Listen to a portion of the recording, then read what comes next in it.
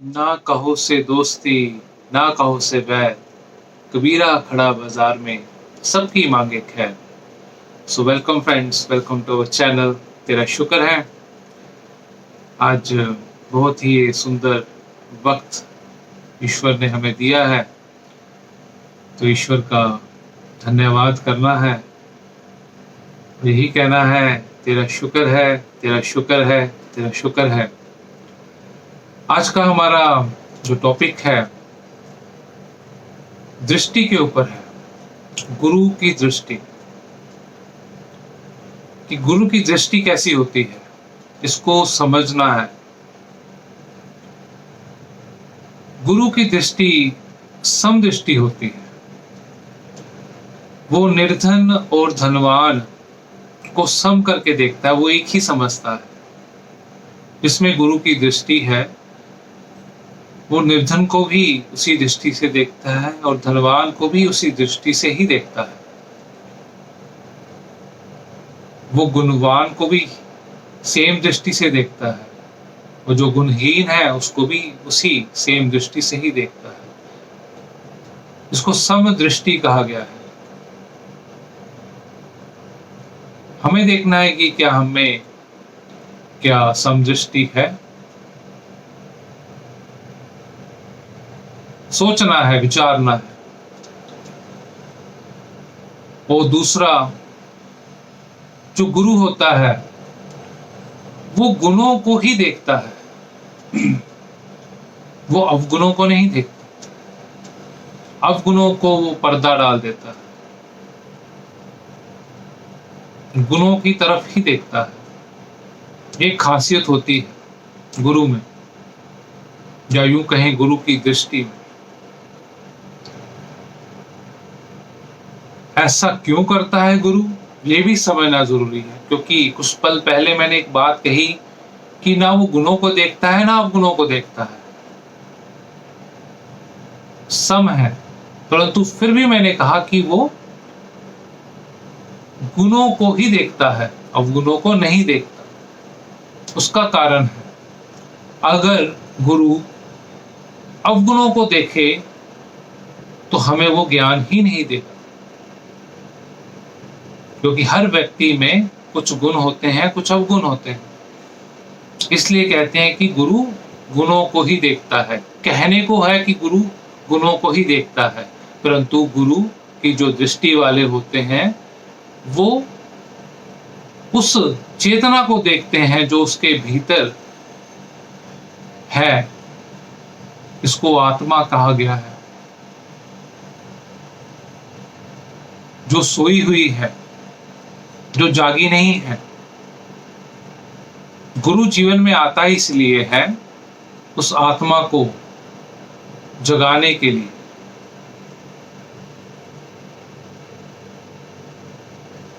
गुणों को देखना तो सिर्फ एक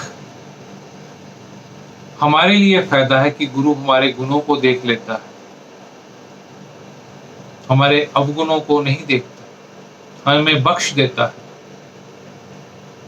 गुरु बख्श देता है, गुरु माफ कर देता है। और जो गुरु की शिक्षा वाले होते हैं, जो उसकी शिक्षा को धारण करते हैं, वो भी इन्हीं गुणों को अपनाते हैं जीवन में। वो भी दूसरे को माफ कर देते हैं। अगर आप किसी को माफ कर देते हैं तो ईश्वर भी आपको माफ कर देगा। ये सिस्टम है कि जैसा जैसा बीज बोते हैं वैसा वैसा ही मिल जाता है। कोई ये नहीं कह सकता कि उसने कभी जिंदगी में कोई गलती नहीं की। परंतु बात यह है, जो पिछला हुआ तो वो हुआ। अभी हमें क्या करना है? अभी गुरु की दृष्टि को अपना लेना है, समदृष्टि को अपना लेना है। सब में प्रभु को देखना है।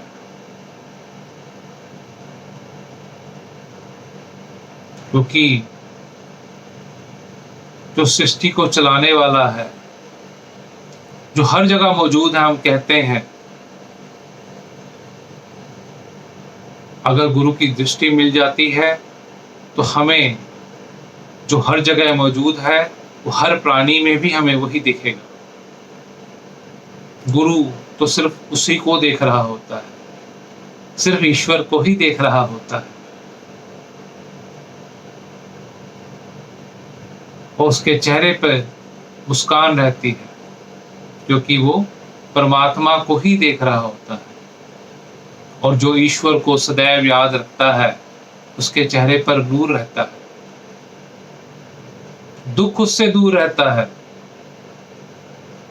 क्योंकि जो ईश्वर को याद करता है हर वक्त इसका किसी ना किसी रूप में स्मरण ही कर रहा होता है, इस ईश्वर की ही बात कर रहा होता है। वो ईश्वर जो अंग संग रहता है, इसको अलग अलग वक्त पर अलग अलग नाम दिए गए हैं, इस ईश्वर का ही सदैव धन्यवाद करता रहता है, शुक्राना करता रहता है कि तेरा शुक्र है, तेरा शुक्र है, तेरा शुक्र है। और गुणों को क्यों देखना जरूरी है संसार में जीने के लिए? देखिए, हमें कुछ तो करेंगे ही, या तो गुण को देखेंगे या अवगुण को देखेंगे, तभी तो सृष्टि चलेगी। तो इसलिए गुरु ने बोला कि गुणों को ही देखें, ज्यादा अच्छा है। गुणों के ग्राहक बन जाएं। कैसे बनेंगे? एक छोटा सा एग्जाम्पल, अगर हम इस एग्जाम्पल को सदैव याद रखें तो हम बहुत फायदे में रहेंगे। एक बार एक पड़ोसी वो अपने पड़ोस में जो रहता है उसके बारे में नेगेटिव सोचता है, गलत सोचता है। कहने का मतलब उसके अवगुणों को चिता रहा है, उसके अवगुणों को देख रहा है। वो नेगेटिव सोच से भर जाता है।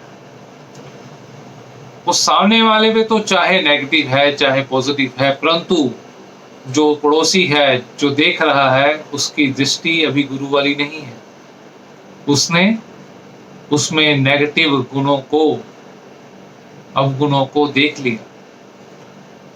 वो जब देखता है तो उसके भीतर भी नेगेटिविटी भर जाती है। वो नेगेटिविटी बढ़ती चले जाती है दिनों ब दिन। एक दिन होता है वो कहता है कि आज तो मैं, जब पड़ोसी घर से बाहर निकलेगा तो मैं उसके ऊपर अपनी छत से कूड़ा फेंक दूंगा, उसके ऊपर गंदगी फेंक दूंगा। वो क्या करता है कि पूरा दिन लगाता है, कूड़ा इकट्ठा करता है अपनी छत पर, और रात भर बैठा रहता है कि कब मेरा पड़ोसी निकले तभी मैं उसके ऊपर कूड़ा फेंक दूं। जब पड़ोसी सुबह निकलता है वो उसके ऊपर कूड़ा कचरा फेंक देता है। तो होना क्या है? और लड़ाई, बहस और नेगेटिविटी बढ़ गई। वो दूसरी तरफ हम देखते हैं, एक पड़ोसी है, वो अपने पड़ोस में जो रहता है उसके अवगुणों को नहीं देखता, वो गुणों को देख रहा है। वो कह रहा है कि बहुत अच्छा है, बहुत अच्छा इंसान है, कि कमाल का इंसान है। उस पड़ोसी में चाहे गुण हो चाहे अवगुण हो, परंतु ये जो इंसान है, जो गुरु की दृष्टि वाला इंसान है, ये उसमें से गुणों को देख रहा है, गुणों का ग्राहक बन रहा है। वो उसको अच्छा कह रहा है, उससे उसका मन कोमल होता जा रहा है, शांत होता जा रहा है, सुंदर बनता जा रहा है उसका मन। वो सोचता है कि क्यों ना कल सुबह जो मेरा पड़ोसी घर से बाहर निकले तो मैं अपनी छत पर से उसके ऊपर फूलों की वर्षा कर दूं। वो सारा दिन फूल इकट्ठे करता है। फूल जब इकट्ठे करता है जब सुबह होती है तो उसके ऊपर फूलों की वर्षा कर देता है, तो पड़ोसी बहुत खुश होता है, बहुत आनंदित होता है। तो वहां पर